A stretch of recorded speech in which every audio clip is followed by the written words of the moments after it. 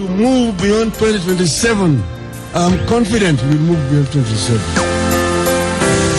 This government must do, not in order to be popular or to win the next election, but because it is the right thing to do.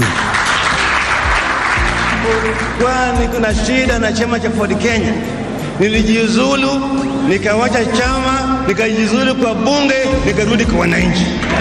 Ndio sababu mimi nataka kuambia kwamba mkitaka kuonyesha Wakenya msimamo sawa ya demokrasia, basi muwe watu ambao unaongoza na kwa mfano. Uwe mfano. Kama utaki KANU, utaki NDP, toka rudi kwa wananchi, tafuta maendeleo. Asanteni sana wananchi. To move beyond 2027, I'm confident we'll move beyond 2027. This government must do, not in order to be popular or to win the next election, but because it is the right thing to do. Kwani kuna shida na chama cha Ford Kenya. Nilijiuzulu, nikawacha chama, nikajiuzulu kwa bunge, nikarudi kwa wananchi.